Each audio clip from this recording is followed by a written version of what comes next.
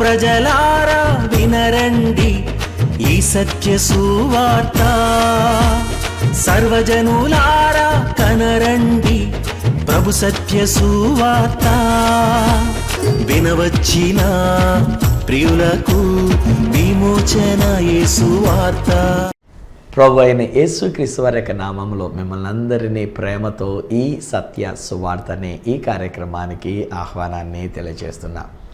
స్నేహితులారా, దేవుడు మిమ్మలను నన్ను దీవించి ఉన్నారు. మనము ఆయన రాజ్యానికి వారసులంగా ఉండాలని, పరలోక రాజ్యం మనం ప్రవేశించాలని ఇది దేవుడు మన పట్ల ఆయన యొక్క చిత్తమైనది. మీరు మీ కుటుంబం, నేను నా కుటుంబం, మనమందరం పరలోక రాజ్య వారసులంగా మనం జీవించాలి. ఇందుగాను నేను గతంలో ఒకవేళ మీతో పంచుకున్న విషయాలు మీకు ఏమన్నా జ్ఞాపకం ఉండగలిగినట్లయితే, మనం దీనులముగా ఉన్నప్పుడు పరలోక రాజ్యానికి మనం వారసులం అవుతున్నాం. నీతి నిమిత్తముగా మనం హింసింపబడి మన శ్రమలు కష్టాలు మనం అనుభవించుట ద్వారా మనం దేవుని యొక్క రాజ్యానికి వారసులం అవుతున్నాం. ప్రభువా ప్రభువా అని పిలిచినటువంటి వాళ్ళు కాదు, కానీ పరలోకమందున్న తండ్రి చిత్తాన్ని జరిగించినటువంటి వాళ్ళే పరలోక రాజ్యానికి వెళ్ళేటువంటిది. ఫ్రెండ్స్, ఈరోజు ఈ నా కార్యక్రమాన్ని వీక్షిస్తున్నటువంటి మీ జీవితంలో కూడా నేను కోరుకున్నటువంటి మాట ఏంటంటే, మనమందరం దేవుని యొక్క రాజ్యానికి వారసులుగా ఉండాలి. ఈ లోకం శాశ్వతము కాదు. ఈ లోకంలో మనము జీవించేటువంటి జీవితము శాశ్వతము కాదు. ఒకవేళ బలం ఉంటే, ఆరోగ్యంగా ఉంటే ఒక 60 సంవత్సరాలు, అధిక బలం ఉంటే ఒక 70 సంవత్సరాలు, ఇంకా దేవుని యొక్క కృపేదన ఉంటే ఒక 80 సంవత్సరాలు, ఇంకా దేవుని యొక్క దయ్యదన్న మన పట్ల ఉన్నదిరా బాబు అని అనుకుంటే ఒక 90 సంవత్సరాలు, ఇంకా కొసరే దేవుడు ఏమైనా ఇచ్చాడు అంటే పోనీ ఒక 100 సంవత్సరాల వరకు. ఆ తర్వాత అయినా ఈ లోకాన్ని విడిచిపెట్టాలి కదా. అది ఆలోచన చేయం. ఈలోగా మనందరి కోరికలు ఏ విధంగా ఉంటాయంటే, మన చిత్తాన్ని దేవుడికి చెప్పుకుంటూ, దేవుడా నాకు ఇది చేసి పెట్టు, నాకు అది చేసి పెట్టు, దేవుడా నాకు ఈ పని విషయంలో సహాయం చేయి, నాకు ఆ విషయంలో సహాయం చేయి, నేను ఇలా బాగుండాలి, నా కుటుంబం బాగుండాలి, నా పిల్లలు బాగుండాలి, మా అందరూ బాగుండాలని కోరుకుంటున్నాను నేను. కానీ తాత్కాలికమైనటువంటి ఈ లోకంలో బాగుండేటువంటి దాని విషయం కంటే మనం పరలోక రాజ్యములో మనం బాగుండుట, సదాకాలము శాశ్వత కాలం ఉండేటువంటి ఒక పరలోక రాజ్యంలో, ఆ దేవునితో ఉండేటువంటి ఒక రాజ్యంలో అక్కడండి మనం ఉండాల్సినటువంటి ఒక జీవితం. ఫ్రెండ్స్, ఈరోజు నేను చెప్తున్న ఈ విషయాన్ని మీరు అర్థం చేసుకోగలిగితే కనుక I will be really glad. ఎంచేతనంటే, ఈ భూమి మీద మన జీవితం తాత్కాలికం, కొంతకాలం మాత్రమే. అమ్మ కడుపులో ఉన్నటువంటి ఒక 9 నెలలు మనం ఎలాగైతే జీవించి తర్వాత ఈ భూమి మీదకి బయటపడి ఉన్నామో, అలాగే ఈ భూమి మీద జీవించేటువంటి ఒక జీవితంలో ఒక 90 సంవత్సరాలు, 80 సంవత్సరాలు, 70 సంవత్సరాల్లో మనం బ్రతికి ఆ తర్వాత ఈ లోకాన్ని మనం విడిచిపెట్టక తప్పదు. నా ప్రశ్న ఏంటంటే, మన ఆత్మ ఈ దేహాన్ని విడిచిపెట్టినప్పుడు, లేక ఆ ప్రభు అయిన యేసుక్రీస్తు వారి యొక్క రాకడ జరిగినప్పుడు మనము పరలోక రాజ్య వారసులంగా మనం ఉంటూ ఉన్నామా? పరలోక రాజ్యానికి సంబంధించిన వారంగా మనం ఉంటూ ఉన్నామా? అట్టి సిద్ధపాటు మనం కలిగి ఉన్నామా? ఇది నా ప్రశ్న. ఈనాడు లోకంలో ఉండేటువంటి తాపత్రయం అంతా ఏంటంటే, నేను ఆరోగ్యంగా ఉండాలి, నేను మంచిగా ఉండాలి, మంచి ఇల్లు కట్టుకోవాలి, మంచి ఉద్యోగం రావాలి, మంచి జీవితం కలిగి ఉండాలి, మా బిడ్డలు బాగుండాలి, బిడ్డలకు మంచి జీవితం కలిగి ఉండాలి, వాళ్ళకి మంచి ఉద్యోగాలు రావాలి, వాళ్ళు డబ్బు సంపాదించుకోవాలి, ఇల్లు కట్టుకోవాలి, కార్లు కొనుక్కోవాలి, జీవితం అంతా బాగుండాలి. ఇవన్నీ బాగుండి మనం పరలోక రాజ్యానికి వారసులం కాకపోతే, మనం దేవుని యొక్క రాజ్యంలోనికి ప్రవేశించకపోతే దానివల్ల ప్రయోజనం ఏంటి చెప్పండి? ఇది నాన్న ఎందుకని దేవుడు మనతో మాట్లాడుతున్నటువంటి ఈ సత్య సువార్త ద్వారా మీరు కానీ, మీ కుటుంబం కానీ, నేను కానీ, నా కుటుంబం కానీ, దేవుడు నాకు అప్పగించినటువంటి ఒక సంఘ బిడ్డలు కానీ, నా ఆశయం ఏంటంటే ఒక్కడు విడవబడకుండా, ఒక్కడు నశించిపోకుండా, ఒక్కడు కూడా రాజ్యాన్ని పోగొట్టుకోకుండా అంతటా అందరం మనం మారు మనసు పొందినటువంటి వారమై ఆ పరలోక రాజ్యానికి వారసులంగా ఉండాలనేటువంటిది ఇది నా తాపత్రయం. ఈరోజు బైబిల్ గ్రంథంలో నుండి నేను మీతో మాట్లాడడానికి గాను మత్తయి సువార్తలో 25వ అధ్యాయం మొదటి 10 వచనాలలో ఉన్నటువంటి ఒక మాటల్లో కనుక మనం గమనించినట్లయితే, ఇట్స్ యాక్చువల్లీ ఎన్ ఇల్లస్ట్రేషన్, ఒక ఉపమానం. ప్రభు అయిన యేసుక్రీస్తు వారు చెప్పినటువంటి ఒక ఉపమానం. అందులో ఏంటంటే 10 మంది కన్యకలు ఉన్నారు. ఈ 10 మంది కన్యకలు పెండ్లి కుమారుణ్ణి ఎదుర్కొనడానికి, పెండ్లి కుమారునితో పాటు ఆ గదిలోనికి వెళ్ళడానికి అనేటువంటి రీతిగా 10 మంది కన్యకలు వచ్చిన్నారు. బైబిల్లో రాయబడిన మాట ఏంటంటే వారు కన్యకలు, వారందరూ పెండ్లి కుమారుణ్ణి ఎదుర్కొనడానికి వచ్చినటువంటి వారు. వారందరూ తమ యొక్క చేతులలో ఒక దివిటీలు కాగడాలు పట్టుకొని వచ్చినటువంటి వారు. ఈలోగా పెండ్లి కుమారుని రాకడ ఆలస్యమయ్యేసరికి వారందరూ కొనికి నిద్రించి ఉన్నారు. చాలాసార్లు చాలామంది పాపం మాట్లాడుతున్నప్పుడు అంత అవగాహన లేకుండా, అంటే ప్రిజుడిస్ మన మనసులో ఏదో ఉండిపోయి అందుచేత వీళ్ళు ఏమంటారంటే 5 కునికి నిద్రించారు, 5 మెలకుగా ఉన్నారని అనుకుంటారు. కానీ నా బైబిల్ చెప్తున్న మాట ఏంటంటే అందరూ కునికి నిద్రించారు, అందరూ కూడా నిద్రపోయారు. ఈలోగా అర్ధరాత్రి వేళ ఇదిగో పెండ్లి కుమారుడు, అతనిని ఎదుర్కొన్న రండి అనేటువంటి ఒక కేక వినబడింది. అప్పుడు కూడా నేను ఏమన్నానంటే కొంతమంది పాపం తెలియక మాట్లాడుతున్నట్టు 5 మేము నిద్రపోతున్నారు కాబట్టి లేచి వాళ్ళు దీపాలు వెలిగించుకున్నారు. నో, నా బైబిల్ చెప్తున్న మాట ఏంటంటే అందరూ లేచారు. 10 మంది నిద్రపోయారు, 10 మంది కన్యకలు కూడా లేచారు. 10 మంది కన్యకలు కూడా తమ దివిటీలను వెలిగించడం మొదలుపెట్టారు. కానీ బుద్ధి కలిగిన వారు 5, బుద్ధి లేనటువంటి వారు ఒక 5. ఇంకా కొంచెం కిందకు వచ్చినప్పుడు ఆ వచనాల్లో ఉన్నటువంటి ఒక మాటలో మొదటి వచనం నుండి 10వ వచనం వరకు ఉన్నటువంటి ఒక మాటలో రాయబడుతున్న మాటలు ఏంటంటే సిద్ధపడినటువంటి వారు 5, సిద్ధపాటు లేనటువంటి వారు ఒక 5 ఉన్నారు. సిద్ధపడిన వారు ఏం చేశారంటే తమతో తమ యొక్క దివిటీలలో సిద్ధులలో నూనె తెచ్చుకొని వాళ్ళ యొక్క దీపం వెలిగించేసరికి, ఆ దివిటీ వెలిగించేసరికి అది వెలుగుతూ వచ్చింది. కానీ సిద్ధపాటు లేనటువంటి వాళ్ళు దివిటీలు అయితే తెచ్చుకున్నారు. కన్యకలే, పెండ్లి కుమారుని కొరకు వచ్చిన వాళ్ళే, పెండ్లి కుమారుని కొరకు ఎదురు చూస్తున్న వాళ్ళే, అందరితో పాటు కొనికి నిద్రించిన వాళ్ళే, అందరితో పాటు కేక విన్న వాళ్ళే, కేక విన్న వెంటనే లేచి దివిటీలు వెలిగించుకోవడానికి ప్రయత్నం చేసిన వాళ్ళే. బట్ అలాస్ అక్కడ ఏం జరిగింది అని అంటే వాళ్ళ దీపాలు వెలగలేకపోతూ వచ్చినాయి. కారణం ఏంటంటే ఒకటి బైబిల్ చెప్తున్న మాట, దే వర్ నాట్ ప్రిపేర్డ్, సిద్ధపడిన వారు కారు. రెండోది ఏంటి సిద్ధపాటు అని అంటే తమతో పాటు తమ యొక్క దివిటీలు వెలగడం కొరకు కావలసిన నూనె వారు తెచ్చుకోలేదు. అప్పుడు పెండ్లి కుమారుడు వచ్చేసినాడు.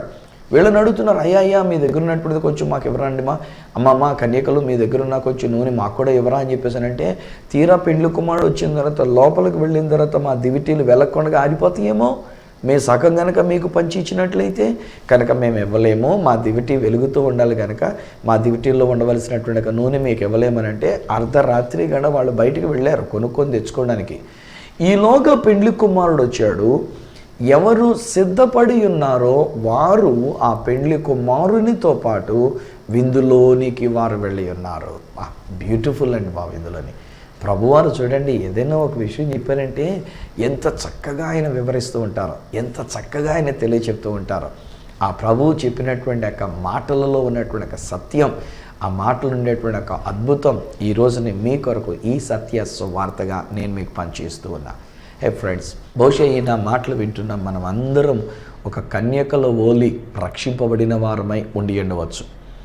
ఒకవేళ ఒక మంచి జీవితమే మనం జీవిస్తూ ఉండి ఉండవచ్చు. ఏ విధమైనటువంటి పాపము దోషము లేకుండా, చెడిపోయిన జీవితము కాకుండా, చెడ్డ విషయాల్ని, అసహ్యమైనటువంటి విషయాల్ని, లేకపోతే చెడు వ్యసనాలని, చెడు అలవాట్లని కలిగినటువంటి వారము కాకుండా మంచి వారంగానే మనం ఉండి ఉండవచ్చు. ఒక కన్యకలుగా మనం ఉండి ఉండవచ్చు. ఈయన మాటలు వింటున్న మీరు బహుశా ఒక మంచి ఆలయానికి మీరు వెళుతున్న వారై ఉండి ఉండవచ్చు. ఒక మంచి సంఘానికి, సహవాసానికి మీరు వెళుతున్న వారై ఉండి ఉండవచ్చు.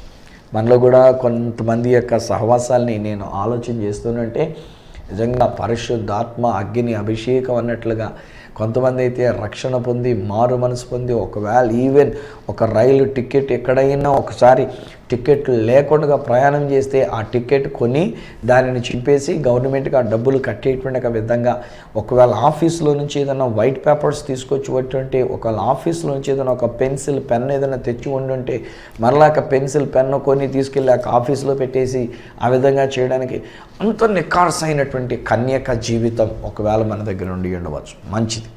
I really appreciate you for such a life in your life. మీ జీవితంలో అటువంటి అద్భుతమైన కన్యాత్వపు జీవితాన్ని కలిగి ఉన్నటువంటి ఒక విధానాన్ని బట్టి నేను అభినందిస్తూ ఉన్నాను. మంచిది, వాళ్ళందరూ కన్యకలే, 10 మంది కూడా వాళ్ళ కన్యకలే. రెండోది, 10 మందికి ఉన్నటువంటి ఒక గోల్, గమ్యం ఏమిటనంటే పెండ్లి కుమారుణ్ణి ఎదుర్కోవాలి, యేసుక్రీస్తు ప్రభు రాకడ కొరకు ఎదురు చూడాలి. ఫ్రెండ్స్, ఈరోజు నేను చెప్పాల్సిన పని లేదన్నట్టు నేను ఇది చేతనంటే ఇప్పటికే ఎన్నోసార్లు మిమ్మల్ని హెచ్చరిక చేస్తూ వచ్చినాను. మన ప్రభు అయిన యేసు రాకడ చాలా సమీపించినది. ఏ క్షణమో ఏ గడియో మనకు తెలియదు. దేవుని యొక్క వాక్యమే చెప్తుంది, ఆ రోజైనా, ఆ గడి అయినా, ఆ గంట అయినా, ఆ నిమిషమైనా మనకు తెలియదు, ఎవరికి తెలియదు. ఈవెన్ పరలోకమందున్న దేవదూతలకు తెలియదు, చివరికి కుమారుని కూడా తెలియదు ఎప్పుడు ఆయన ఈ భూమి మీదకి తిరిగి రాబోతున్నటువంటిది. But one thing is sure, ఒక్కటి మాత్రం ఖచ్చితమండి, త్వరగా వచ్చేస్తున్నారు యేసయ్య. ప్రభు అయిన యేసుక్రీస్తు వారు త్వరగా ఈ భూమి మీదకి వస్తున్నారు. తాను సిద్ధపరిచిన రాజ్యములోనికి మనల్ని తీసుకుని వెళ్ళడానికి ఆయన త్వరగా వచ్చేస్తున్నారు. ఫ్రెండ్స్, ఈరోజుని ఈ విషయం మనం చాలా అవేర్నెస్తో మనం ఉండాలి, చాలా ఈ విషయం తెలుసుకున్న వారమై ఉండాలి. ఆ రోజుల్లో జల ప్రళయాన్ని గురించినటువంటి విషయాలు కూడా ప్రభు రాకడ గురించి ప్రభు వారు సెలవిస్తూ ఆయన చెప్తున్న మాట్లాడారు. జల ప్రళయం వచ్చి వారిని కొట్టుకొని పోయేటంత వరకు వారు ఎరుగకపోయారంట. వారికి తెలియలేకపోయింది. వాళ్ళు తినుచు, త్రాగుచు, పెళ్లి చేసుకొనొచ్చు, పెళ్లికి ఇచ్చుచు, కట్టుచు, నాటుచు, ఈ రకమైనటువంటి జీవితం బిజీ అయిపోయింది. ఐఎమ్ సారీ ఫ్రెండ్స్, ఈ రోజుని క్రీస్తు ప్రేమతో క్షమించమని అడుగుతూ నేను చెప్తున్న మాట ఏంటంటే, నేటి క్రైస్తవ సమాజం, నేటి క్రైస్తవ విషయాలు, నేటి క్రైస్తవ ఉపదేశాలు, నేటి క్రైస్తవ ప్రసంగాలు దేని మీద ఆధారపడి ఉంటున్నాయనంటే, నీకు డబ్బులు కావాలా, ఇదిగో దేవుని నమ్ముకో వచ్చేస్తాయి నీకు డబ్బులు, నీకు ఆరోగ్యం కావాలా, దేవుని నమ్ముకో ఇచ్చేస్తాడు, నువ్వు అడుగు, నీకెందుకు, నీకు అడిగినటువంటి నీకు ఇచ్చేస్తాడు, లక్షలు కావాలంటే నీకు ఇచ్చేస్తాడు, లేకపోతే నీకు ఎటువంటి వ్యాధులు సరే వ్యాధి నుంచి నేను బాగు చేసేస్తాడు, నీకు మంచి ఇల్లు ఇచ్చేస్తున్నాడు, నువ్వు దేవుని ఇంటిని కట్టినట్లయితే, నువ్వు దేవుని ఇంటి కొరకు నువ్వు సాయం చేసినట్లయితే, దేవుని రాజ్యం కొరకు నువ్వు సాయం చేస్తే, ఇలా మా ప్రోగ్రాం కనుక మీరు స్పాన్సర్ చేసినట్లయితే దేవుడు మీ ఇల్లు కట్టేస్తాడు. ఈ బోధలే ఎక్కువైపోయినాయి అండి, ఈ బోధలే ఎక్కువైపోయినాయి.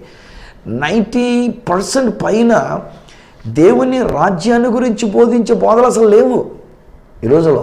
మనకు కూడా మనకు కావాల్సింది ఏంటంటే, దేవుని రాజ్యాన్ని గురించి బోధిస్తే వాడిని ఎవడు పిలుచుకోడు, ప్రసంగం చేయడానికి రమ్మని ఎవడు పిలుచుకోడు. అదే ఒక స్వస్థత కార్యం నేను ఇక్కడ ప్రకటన చేస్తే, అదే కనుక ఇక్కడ నేను స్వస్థపరిచినటువంటి సాక్ష్యాలు 4 చెప్పిస్తే, ఈరోజు నాకు ఖాళీ ఉండకుండా పిలుచుకుంటారండి జనాలు. ఎంగాను ఎంతమంది వచ్చేసి మీద పడిపోతూ ఉంటారు. ఎంగాను అయ్యా మమ్మల్ని ముట్టుకోండి, అయ్యా మమ్మల్ని ముట్టుకోండి, అయ్యా మా కోసం ప్రార్థన చేయండి అని చెప్పేసి అని ఎంతమంది చెప్తూ ఉంటారు. ఈరోజు I don't care whether you call me or not, I don't care whether you invite me or not. మీరు నన్ను పిలిచినా పిలవకపోయినా, ఒకవేళ మీ ఊరు నన్ను పిలిచినా పిలవకపోయినా, మీ మీటింగ్లు నన్ను పిలిచినా పిలవకపోయినా, మీ మీటింగ్లో నన్ను గుర్తించినా గుర్తించకపోయినా, ఇది నాకు అక్కర్లే. నేను చెప్పవలసిన ఈ సత్యస్వార్త చెప్పే తీరుతా. మీకు ఇష్టమైతే మీరు టీవీ ఛానల్ పెట్టుకుంటారు, లేకపోతే టీవీ ఛానల్ మార్చేస్తారు. రిమోట్ మీ చేతుల్లోనే ఉంది కదా, మార్చేసుకోవాలంటే మార్చేసుకుంటారు. If you really don't like it, if you only wanted ఈ లోక సంబంధమైనటువంటి సుఖభోగాలు, ఈ లోక సంబంధమైనటువంటి స్వస్థతలు, ఆరోగ్యాలు, డబ్బులు, ఇలాంటి విషయాలే మీకు కావాలని కోరుకుంటే, ఇది నచ్చదు కనుక తీసేసుకుంటారు. మార్చేసుకోండి, నాకేంటంట. కానీ ఈరోజు ఎవరు వింటున్నారో వారికి నేను చెప్తున్నా, ఈ లోకంలో ఉండిన దాని అన్నిటికంటే కావలసినటువంటిది ఏంటంటే ఆయన యొక్క రాజ్యానికి మనం వెళ్ళటం. That's what they had. వాళ్ళ డిజైర్ అదే, పెళ్లి కుమారుణ్ణి ఎదుర్కొనడానికే వచ్చారు. అందరూ కన్యకలే, అందరి యొక్క ఆశయము పెళ్లి కుమారుని ఎదుర్కొనడానికి. ఆ ప్రభు రాకడ సమీపించింది కనుక ఏ క్షణమో ఏ గడి అనుకొని కనిపెట్టారు. ఆలస్యం అయ్యేసరికి మిగిలినటువంటి వాళ్ళతో వీళ్ళు కూడా కలిసి కురికి రీతిరించారు. నేను అందరూ కలిసి పడుకున్నాను. ఏమంటే ఒక్కొక్కసారి నేను కూడా ఆల్ నైట్ ప్రేయర్ పెడుతూ ఉంటాను. మా యొక్క చర్చిలో దేవుడు నాకు అప్పగించినటువంటి సంఘంలో ఆల్ నైట్ ప్రేయర్ పెడుతూ ఉంటాను. కొంతమంది ఏం చేస్తారంటే 12 గంటలకల్లా మళ్ళీ రేపు పొద్దున్న డ్యూటీలకు వెళ్ళాలి డాడీ అని చెప్పేసి అనుకొని కొంతమంది 12 గంటలకల్లా నెమ్మదిగా చెక్అవుట్ వీళ్ళ బయటకు వెళ్ళిపోతూ ఉంటారు. మరికొంతమంది ఇక ప్రార్థన చేస్తున్నప్పుడు కూడా నెమ్మదిగా కొనుబాట్లు పడుతూ ఉంటారు. నెమ్మదిగా కొనుబాట్లు, ఎందుకు వచ్చింది లేరు నాయన అంతలాగా భారంగా మీరు అలా కొనుబాట్లు పడేకండి అని చెప్పేసి అని నేను వాళ్ళతో కూడా చెప్తూ ఉంటాను కదా. ఒకవేళ పడుకోవాలనుకున్నటువంటి వాళ్ళు ఆలయంలో పడుకోండి, పడుకున్న ప్రార్థన చేసుకున్నట్టుగానే ఉంటుందిలే, పడుకోండి కొంతమంది అలాగైనా ప్రార్థన చేసేవాళ్ళు ప్రార్థన చేసుకుంటూ వదరు కానీ అని చెప్పేసి అని కొంత అవకాశం ఇస్తూ ఉంటాం. ఒక గంట రిలాక్స్ అయిపోతే కనుక మళ్ళీ ఫ్రెష్గా లేచిపోయి మళ్ళీ ప్రార్థనలో ఉంటారు కనుక కాసేపు ఆ భారంగా మనసు లేకుండా కునిగిబాట్లతో ఉండేటువంటి రీతిగా ఉండే కంటే వాళ్ళని విడిచిపెడుతూ ఉంటాం. సో న్యాచురల్లీ రాత్రంతా మనం మెలకుగా ఉండాలంటే ఉండలేము కదా, కొనుకు రావడం సహజం. సో వీళ్ళు కూడా అలాగే కొనికారు, నిద్రించారు. పెండ్లి కుమారుడు ఆలస్యం చేసరికి. కానీ అర్ధరాత్రి వేళ కేక వినబడుతుంది, ఇదిగో పెండ్లి కుమారుడు అతనిని ఎదుర్కొని రండి. ఫ్రెండ్స్, ఐఎమ్ రియల్లీ డిలైటెడ్ అండి బాబు. నాకు ఎంత సంతోషమో. ఏ క్షణమో ఏ గడియో నా ప్రభు రాకడ, ఆయన త్వరగా వచ్చేస్తున్నారు. ఆ కేక విన్నప్పుడు నేను కూడా ఆ ప్రభుని ఎదుర్కొనడానికి వెళ్ళిపోవాలి. ఆయనతో పాటు ఆయన యొక్క ఇంటిలోనికి, ఆ యొక్క గదిలోనికి నేను వెళ్ళాలి. ఇది నా కోరిక. ఈరోజు నా ప్రభు ఒకవేళ అందుకు ఏదైనా ఆటంకం ఉంటే అది నాలో తీసేయాలని దేవుడి దగ్గర చెప్పుకుంటూ ఉన్నా. దేవా, నీ చిత్తం నా పట్ల జరగాలి. ఆయన చిత్తంలో నన్ను పరలోక రాజ్యానికి తీసుకుని వెళ్ళాలన్నటువంటి ఆయన చిత్తం, అంతే తప్ప నన్ను నరకానికి పంపించడం ఆయన చిత్తము కాదు. ఒక్కడు నశించుట ఆయన చిత్తము కాదు. చిన్నవారిలో ఒక్కడైనా నశించుట పరలోకమందున్న ఆ తండ్రి యొక్క చిత్తము కాదు. సో అంతటా అందరూ మారు మనసు పొంది మనము సిద్ధపాటు కలిగినటువంటి వారమై ప్రభుతో పాటు ఆయన యొక్క రాజ్యంలోనికి వెళ్ళాలి అనేటువంటిది ఇది ఆ దేవుని యొక్క ఉద్దేశం. మీరు హాయ్ ఫ్రెండ్స్, మీరందరూ కూడా ఇక్కడ కూర్చొని నా మాటలు వింటున్న మీరందరూ కూడా ఒకవేళ ఈ రోజున మీ ఇంటికి ఒక స్నేహితులు వచ్చారేమో కాదు, బహుశా మీ బంధువులు మీ ఇంటికి వచ్చినారేమో కదా, ఈ రోజున మీరు కూడా వాళ్ళతో కూడా పిలిచినారు. ఏమండి ఇదిగో ఈ టైంలో ఇలాగా స్వార్థరాజు గారు చక్కగా మాట్లాడుతుంటారు చూడండి, మన ఇంట్లోకి వచ్చి మాట్లాడుతున్నట్టు నవ్వుతూ మాట్లాడుతాడు చూడండి. అయినా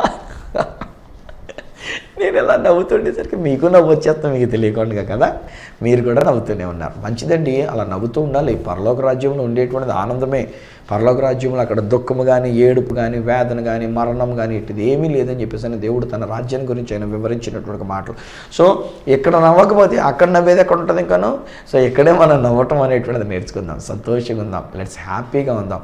బహుశా ఈ రోజు మీ ఇంటికి వచ్చినటువంటి ఒక బంధువులతో మాట్లాడితే ఇలా చెప్పుంటారు మీరు, ఇదిగో సుభద్రాజు గారు ఆయన మాటలు వినండి, ఎంత చక్కగా మాట్లాడుతూ ఉంటారో చూడండి, మనతోటే మాట్లాడుతున్నట్టుగా ఆయన మాట్లాడుతూ ఉంటారు కదా, ఈ కార్యక్రమాన్ని వీక్షించండి అని చెప్పేసి టీవీ పెట్టి వారికి కూడా మీకు వినిపిస్తున్నారు. ఫ్రెండ్స్, మీకు కూడా నేను చెప్తున్నా, అమ్మ రిలేటివ్స్కి వచ్చినటువంటి వాళ్ళరా, బంధువులుగా వచ్చినటువంటి వాళ్ళరా, మీ గురించి నేను మాట్లాడుతున్నా. ఈరోజు మీరు ఇక్కడికి రావటం ఈ దేవుని ఏర్పాటు, తెలుసా మీకు? మీరు అనుకోకుండా వచ్చిన వాళ్ళు కాదు, అయితే మీకున్న ఆ పని మీద వచ్చినటువంటి వాళ్ళు కాదు. ఆ పని కేవలం ఒక వంక అంతే. కానీ ఇది దేవుని యొక్క సంకల్పం ఏంటంటే ఈరోజు ఈ నా కార్యక్రమం, ఈ సత్య సువార్త మీరు చూడడం కొరకే దేవుడు మీకు ఆ పని పెట్టి, ఆ యొక్క అపాయింట్మెంట్ పెట్టి, ఆ యొక్క కార్యక్రమాన్ని పెట్టి ఇక్కడే తీసుకొని వచ్చి ఇక్కడికి వచ్చిన మీరు ఈ టైంలో నా ప్రోగ్రాం మీరు చూడడానికి దేవుడు ఏర్పాటు చేసినటువంటిది. ఈరోజు నా ప్రోగ్రాంలో ఏం చెప్పిస్తున్నాడు దేవుడు మనతోటి? ఏమని సత్య సువార్త తెలియజేస్తున్నాడు ఆయన మనతోటి? అని చెప్పే ఈ సత్య సువార్త ఏంటంటే మనము దేవుని యొక్క రాజ్యములోనికి ఆ ప్రభుతో మనం లోపలికి వెళ్ళవలసిన వారమైనా ఆయన వచ్చేస్తున్నారు. ఏ క్షణమో ఏ గడియో తెలీదు, ఆయన రాకడ చాలా సమీపించు. అలాగని మిమ్మల్ని భయపెట్టట్లేదండి, అలాగని మిమ్మల్ని బెదిరించట్లే, ఇదిగో ప్రభు చేస్తున్నాడు నువ్వు ఎలాగున్నావు అని చెప్పేసి మిమ్మల్ని తిట్టడానికి నేను ఇక్కడికి రాలే. ప్రభు వస్తున్నారనేటువంటిది మనకి ఎంత ఆనందదాయకమైనటువంటిదండి. ఏమండి, మన ఇంట్లో అమ్మో నాన్నో ఒకవేళ ఊరు వెళ్ళారనుకోండి, ఈ అమెరికాకో వెళ్ళారనుకోండి, పోనీ ఆస్ట్రేలియా లేకపోతే ఇంకో గల్ఫ్ దేశాలకో వెళ్ళారనుకోండి, ఇప్పుడు వాళ్ళు వస్తున్నారంటే మనకి సంతోషమా లేదా ఏడుపా? మనకి సంతోషం లేకపోతే భయమా? అమ్మ వచ్చేస్తున్నారు, లేక నాన్న వస్తున్నారు, పలానా ఫ్లైట్కి వస్తున్నారు, ఆ తర్వాత హైదరాబాద్ నుంచి దిగి మనకి రాజమండ్రికి వస్తున్నారు, రాజమండ్రి నుంచి మనం అక్కడ రిసీవ్ చేసుకున్నాం, పలానా టైం కల్లా ఇంటికి వచ్చేస్తారు అన్నప్పుడు ఆ టైంకి మనం సంతోషంగా ఎదురు చూస్తామా? లేకపోతే అమ్మో దగ్గరికి వచ్చేస్తున్నారు బాబా అని చెప్పి నేను బెదిరిపోతూ ఉంటామా?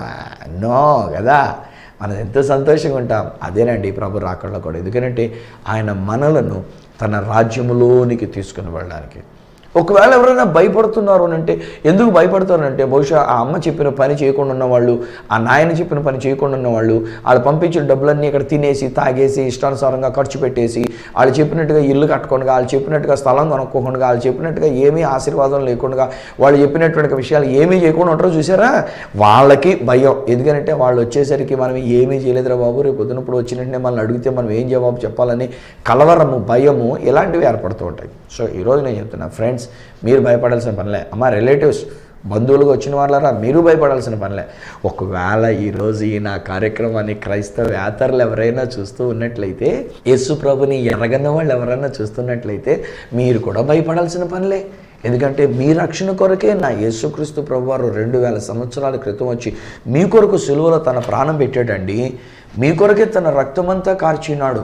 ఈరోజున మీరు చేయగలిగినటువంటి విషయం ఏంటంటే, ఆ యేసుక్రీస్తు ప్రభువాన్ని మీ హృదయంలోనికి ఆహ్వానించండి, ఆ ప్రభుని కలిగినటువంటి వారై ఉండండి.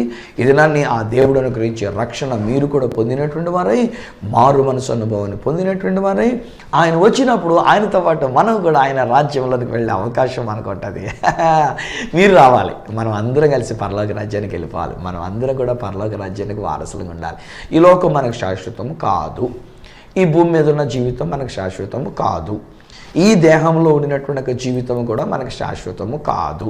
సో అలాంటప్పుడు మనం శాశ్వతమైనటువంటి ఆ పరలోక రాజ్యాన్ని గురించి మనం ఆలోచన కలిగి ఉండి మనం అందరం కూడా ఆయన రాకడ కొరకు సిద్ధపడాలి. ఇక్కడ ఏం జరిగింది? అక్కడ జరిగిన ఆ సన్నివేశంలో ప్రభువారు చెప్పినటువంటి మాటలు ఏంటంటే వచ్చేసారు ఆయన. ఈలోగా వీళ్ళ దివిటీలు వెలిగించుకుంటుంటే వెలగట్లేదు. ఎందుకనంటే వీళ్ళకి సిద్ధపాటు లేదు కనుక దివిటీల్లో నూనె తెచ్చుకోలేదు కనుక వాళ్ళ దీపం వెలగట్లే. అందుకని అప్పటికప్పుడు మార్కెట్కి వెళ్ళారు. నాకు తెలిసి మన యొక్క భారతదేశ సాంప్రదాయంలో మరి ముఖ్యంగా మన తెలుగు సాంప్రదాయంలో ఒకవేళ నేను చెప్పాల్సి వస్తే స్నేహితులారా, నూనె అర్ధరాత్రి గడి ఎవరు అమ్మరో కదా. మంచు నూనె లేకపోతే ఏదైనా నూనె ఇలాంటిది రాత్రిపూట అమ్మరు. సాయంకాలం అయ్యేసరికి దీపం పెట్టిన తర్వాత సాధారణంగా అమ్మరు. అందుకని ముందుగానే తెచ్చేసుకోవాలని చెప్పేసి అని మనం కనిపెడుతూ ఉంటారు. చిన్నప్పుడు అలా చెప్తుండేవారు. ఏదో ఒక పద్ధతి, ఒక ఆచారం అనేటువంటిది మనకు దేశంలో మనకున్న ఆచారం. కానీ వీళ్ళకి ఎలాగో మొత్తానికి వెళ్ళారండో, ఎల్లోళ్ళు సంపాదించుకున్నారు, నూనె సంపాదించుకున్నారు, తిరిగి వచ్చారు. ఈలోగా జరిగినటువంటి ఒక సన్నివేశం ఏంటంటే, ఎవరు సిద్ధపాటు కలిగిన వారై ఉన్నారో, ఎవరి దివిటీలు వెలుగుతున్న వారుగా ఉండి ఉన్నారో వారు ఆ పెండ్లి కుమారునితో పాటుగా గదిలోనికి వెళ్ళారు. తలుపు వేయబడింది. హే ఫ్రెండ్స్, కృపాకాలం అనేటువంటిది మనకు కొంతకాలమే. ప్రభుని గురించి నేను ఈ సత్య సువార్త చెప్పగలిగినంత వరకు చెప్తూనే ఉంటాను. ఆ ప్రభు రాకడ వరకు చెప్తూనే ఉంటాను. నేను బ్రతుకున్నంత వరకు నేను చెప్తూనే ఉంటాను. కానీ ఒకవేళ మనం వినిపించుకోలేదనుకోండి, ఒకనొక టైం వస్తుంది, ప్రభు రాకడన జరుగుద్ది, మన ప్రాణం పోవటం అన్న జరుగుద్ది, ఆత్మ ఈ దేహాన్ని విడిచిపెట్టడం అన్న జరుగుద్ది, లేకపోతే యేసుక్రీస్తు ప్రభువారు మహిమాన్వితుడిగా ఆయన మధ్యాకాశానికి వచ్చి మనల్ని ఇక్కడికి ఎక్కి రండి అని పిలిచేటువంటి ఒక పిలుపు కేక వినబడేటువంటి ఒక సమయం అన్న అవసరం అవుతుంది. దాని తర్వాత మరలా మనం వస్తే ప్రయోజనం లేదండి. ఇక్కడ చూడండి, మీరు ఆ సన్నివేశంలో మనం చూసినట్లయితే ఈ మిగిలినటువంటి 5 బుద్ధి లేని కన్యకలు, సిద్ధపాటు లేని కన్యకలు వాళ్ళ దివిటీలు వెలక్కపోవటం వలన బయటికి వెళ్ళి మార్కెట్కి వెళ్ళి అప్పటికప్పుడు ఎక్కడో నూనె సంపాదించుకున్నారు, తిరిగి వచ్చారు. మళ్ళీ గబగబా వెళ్ళారు, వాళ్ళ సిద్ధపాటు కొరకైనటువంటిది అప్పుడు ఏదో ప్రయత్నం చేశారు, అప్పటికప్పుడు అర్ధంతరంగా ఏదో ప్రయత్నం చేసుకున్నారు, దివిటీలను వెలిగించుకున్నారు, మళ్ళీ తిరిగి వచ్చేసరికి తలుపేసి ఉంది. ఇప్పుడు వీళ్ళు తలుపు కొడుతూ అంటున్నారు, అయ్యా అయ్యా మాకు తలుపు తీయండి, మేము కూడా 5 పాటు ఉండిన వాళ్ళమే, మేము 10 మంది కలిసి మీ కొరకు మేము ఎదురు చూడడానికి అన్నట్టుగా మేము వచ్చినటువంటి వాళ్ళమే, మేము కూడా కన్యకలమే అయ్యా, అయ్యా మేము కూడా దివిటీలు తెచ్చుకుందామయ్యా, మా దివిటీ వెలక్కపోయేసరికి బయటికి వెళ్ళి మళ్ళీ నూనె తెచ్చుకున్నామయ్యా, అయ్యా అయ్యా మాకు తలుపు తీయండి అంటే అక్కడ ప్రభు చెప్తున్నటువంటి ఎల్ఎస్టీ ఏంటంటే, అక్రమము చేయు వాళ్ళరా మీరెవరో నాకు తెలియదు, పొండి వెలుపటికి అని వారిని వెలుపట్టి చీకట్లను దోసివేస్తాడు. అదే అగ్ని గుండము, అదే నరకం అంటేను. హై ఫ్రెండ్స్, మిమ్మల్ని భయపెట్టను, మీకు మంచి చెప్తాను. మీకు మంచిలో చెప్పేటప్పుడు ఏమంటానంటే, దేవుని యొక్క రాకడలో దేవుని యొక్క రాజ్యాన్ని గురించిన మాటలే చెప్పాలని నాకు సంతోషం. కానీ మరి తప్పదు. ఇక్కడ ఒక మాట మీతో చెప్తున్నాను, అదేంటంటే విడువబడితే నరకమే, విడువబడితే వెలుపట్టి చీకట్లోనికి త్రోసివేయబట్టమే, అక్కడ ఏడుపు పండ్లు కొరుగుట తప్ప మరొకటి లేదు. భయంకరమైనటువంటి ఒక నరక యాతన, అగ్ని గుండములు నరక యాతన, అది 2వ మరణము అని నా బైబిల్ చెప్తుంది. ఈలోగా మనం ఏం చేయాలంటే సిద్ధపడతాం. ఇలాగ మన హృదయాల్ని సిద్ధం చేసుకుందాం. నా దీపం వెలుగుతూ ఉండాలి, మీ దీపం వెలుగుతూ ఉండాలి, మన జీవితం వెలుగుతూ ఉండాలి, మనం దేవుని యొక్క వెలుగుతూ మనం ప్రకాశింప చేయబడుతూ ఉండాలి, ప్రకాశిస్తూ ఉండాలి. రెండోది, ఆ ప్రభువు రాకడ ఏ క్షణమో ఏ గడియో మనకు తెలియదు కనుక మనము మారు మనసు పొందినటువంటి వారమై, రక్షణ అనుభవాన్ని కలిగినటువంటి వారమై, సిద్ధపాటు అనేటువంటిది మనం కలిగిన వారంగా మనం ఉండి ఉండాలి. ఈరోజు నా జీవితంలో ఒక మాట నేను జ్ఞాపకం చేస్తాను. ఒకప్పుడు నేను పాస్టర్ గారి అబ్బాయిగా నేను జీవిస్తూ 10th క్లాస్ ముగించుకొని ఇంటర్మీడియట్ ఫస్ట్ ఇయర్ ముగించుకొని నేను ఒక యూత్ క్యాంప్కి వెళ్ళినప్పుడు దేవుని యొక్క వాక్యపు వెలుగు నా జీవితం మీద ప్రకాశింప చేయబడినప్పుడు నా బ్రతుకంతా నల్లగా కనబడింది. నేను అనుకున్నా, ఇదేంటి పాస్టర్ గారు అబ్బాయిని, నా బ్రతుకు నల్లగా ఉండటం ఏంటి, నేను ఎంత మంచివాడిని కదా, నేను సిగరెట్లు తాగలేదు, ఎప్పుడు కూడాను మందు కొట్టలేదు, నేను చెడ్డ తిరుగుళ్ళు తిరగలేదు, చెడ్డ స్నేహాలు నేను చేయలేదు, ఆడపిల్లలతో అల్లరి చిల్లరగా తిరగటం అనేటువంటిది లేదు, పాస్టర్ గారు అబ్బాయి చిన్నోడు అని చెప్పేసి అంటే ఎంత మంచి పేరు తెచ్చుకున్నటువంటి వాడిగా నా జీవితం నాకు ఉన్నప్పుడు నా బ్రతికేంటి ఇలా చెడ్డగా ఉంది. అప్పుడు దేవుని యొక్క వాక్యం ఉంటుంది, ఏ భేదం లేదు, అందరూ పాపము చేసి దేవుడు అనుగ్రహించే మహిమను కోల్పోయి చీకటి అయిపోయినటువంటి వాడు. అయితే ఇప్పుడైతే ప్రభువు నందు మనం వెలుగై ఉండి ఉన్నాము. హల్లెలూయా! ఇంత చక్కని మాట. ఆ రోజునే నన్ను ప్రభు దగ్గర బ్రతిమలాడుకున్న, ప్రభువా ఆ వెలుగుతో నన్ను వెలిగించవా, నీ వెలుగుతో నన్ను వెలిగించవా, నా బ్రతికైతే చీకటి, నా దీపం చీకటి, నా దగ్గర ఏ విధమైనటువంటి వెలుగు లేదు నాయన, నా చీకటి బ్రతుకు నాయన, కానీ నీ వెలుగుతో నన్ను వెలిగించవానంటే 1976వ సంవత్సరం మే నెల 16వ తారీఖున నాకు ఇంకా జ్ఞాపకం అండి. ఆ రోజుని ఆ వెలుగు నా మీదకి వచ్చినది, ఆ వెలుగు నన్ను వెలిగించి ఉన్నది. ఈ దీపాన్ని అప్పటి నుంచి ఇప్పటి వరకు ఆయన వెలిగిస్తూనే ఉండి ఉన్నాడు. మానవ రీత్యా ఒకవేళ ఒక్కొక్కసారి ఏదైనా విషయంలో మినుకుమనేటువంటి ఒక విషయము, మసిపూసినటువంటి ఒక విషయము, ఇలాంటి విషయాలు ఒకవేళ ఎదురయ్యున్నా ఈరోజు నా దేవుని యొక్క ప్రేమను బట్టి నేను చెప్తానండి, ఆయన నా చిమ్మిని తుడుస్తూ వచ్చినాడు, నా ఒత్తిని బాగు చేస్తూ వచ్చినాడు, ఆయన ఈ దీపాన్ని వెలిగిస్తూ వచ్చినాడు. ఆయన ఇలా నా గొప్పతనం అంటే ఏం లేదు, తన పరిశుద్ధాత్మని తైలం నా మీద క్రమరించి తన పరిశుద్ధాత్మ ద్వారా ఈ దీపాన్ని ఎన్ని సంవత్సరాలుగా 42 సంవత్సరాలు పైబడి ఆయన కొరకు నేను ప్రకాశిస్తూ ఉండడానికి దేవుడు కృప చూపించాడు. ఈ రోజుని ఈ సత్య సువార్త అనే కార్యక్రమం ద్వారా దేవుడు మీ జీవితాన్ని వెలిగించడానికి సిద్ధంగా ఉన్నాడు. మీ బ్రతుకును వెలిగించడానికి, మీలో ఉన్న చీకటిని తీసివేయడానికి మనం చేయాల్సిందల్లా ఏంటంటే, రండి ఆ ప్రభు దగ్గరికి వద్దాం, ఆయన అడుగుదాం, ప్రభువా ఆ తైలాభిషేకాన్ని నాకు ఇవ్వండి, పరిశుద్ధాత్మాభిషేకముతో నన్ను నింపండి, కన్యకలుగా మీరు నన్ను రక్షించినారు, నా పాపము నుంచి మీరు నన్ను విడిపించినారు, నా కొరకే పాపము నుంచి విడిపించడానికి మీరు శిలువ మ్రాణ మీద మీ యొక్క ప్రాణాన్నే మీరు పెట్టి ఉన్నారు. ప్లీజ్ నాయన, నీ రక్తముతో నన్ను కడగండి, నీ వెలుగుతో నన్ను వెలిగించండి అని అంటే రైట్ నౌ ఇప్పుడే నేను పలుకుతున్నా, దేవుని యొక్క వెలుగు మీ జీవితం మీదకి వస్తున్నది. దేవుడు మిమ్మల్ని వెలిగిస్తున్నాడు. నేను ఇలా మాట్లాడుతుండగానే దేవుని యొక్క కాంతి మీ మీద ప్రకాశించినటువంటిది మిరాకలస్గా ఒక అద్భుతమైన రీతిలో మీలో ఉన్న చీకటి తొలగిపోయి దేవుని యొక్క వెలుగుతో మీరు నింపబడి ఉన్నారు. మనం చేయాల్సింది ఏంటంటే, ఆయన ఇచ్చిన వెలుగును బట్టి దేవునికి స్తుతి యాగమే చెల్లిద్దాం. తండ్రి, నీకు వందనాలనైనా ఈరోజు ఈ కార్యక్రమాన్ని వీక్షిస్తున్న ఈ బిడ్డల యొక్క జీవితం మీద నీ వెలుగు ప్రకాశింపచేసినందుకు నీకు వందనాలు, నీ కాంతిని వీరికి ఇచ్చినందుకు నీకు వందనాలు, నీ మహిమ వీరి మీద ప్రకాశింపచేసినందుకు నీకు వందనాలు. నీ నామానికి మహిమకరముగా వారు వెలిగించబడి వెలుగుతూ జీవించడానికి వారి దివిటీలను మీరు వెలిగించి సిద్ధపాటునిచ్చినందుకు నీకు వందనాలు. నీ రక్షణ భాగ్యం వీరి మీద నేను పలుకుతూ ఉన్నా నానా, నీ యొక్క పాప క్షమాపణ వీరికి నేను ప్రకటన చేస్తూ ఉన్నా, నీ వెలుగు వీరి మీద నేను పలుకుతూ ఉన్నా. ఈ సత్య సువార్త అనే కార్యక్రమం ద్వారా చీకటి అయిపోయినటువంటి యొక్క బ్రతుకులను మీరు వెలిగించినందుకు నీకు స్తోత్రాలు. మా పాప దోషములను క్షమించి నీ రక్షణ మారు మనసు మాకు ఇచ్చినందుకు నీకు స్తోత్రాలు. ఓవరాల్గా నాన్న, నీ దీపం వెలుగుతూ ఉండటం బట్టి మీతో పాటుగా రాజ్యములోనికి రావడానికి అట్టి భాగ్యం మాకు ఇచ్చినందుకు కోటి కోటి స్తుతులు మీకు చెల్లించుకుంటూ బిడ్డలందరినీ దీవిస్తూ యేసు నామమున ప్రార్థించి పొంది నాము తండ్రి, ఆమేన్ ఆమేన్. తండ్రి, కుమార, పరిశుద్ధాత్మలను దేవదేవుని దీవెన ఆశీర్వాదం ఆయన బిడ్డలుగా మీకును మీ కుటుంబములకును ఆయన వెలుగుతో మిమ్మల్ని నింపి ప్రకాశింపజేసి సిద్ధపాటునిచ్చి ఆయన రాజ్య వారసులనుగా చేయునట్లు సహాయం చేసి నడిపించును గాక. Amen amen. స్నేహితులారా, దేవుని యొక్క వెలుగు మీ మీద ప్రకాశించినది, ఆయన వెలుగుతో మిమ్మల్ని నింపి ఉన్నారు. ఇక చీకటి అనేది లేదు స్నేహితులారా. There is no more darkness in your life. మీ జీవితం మీద చీకటి అనేటువంటిది దగ్గర లేదు. నేను ఒప్పుకుంటలే. ఈరోజు నేను పలుకున్న మాట ఏంటంటే, ఈ సత్య సువార్త ఏంటంటే, మీ మీద దేవుని యొక్క వెలుగు ప్రకాశింప చేయబడి ఉన్నది.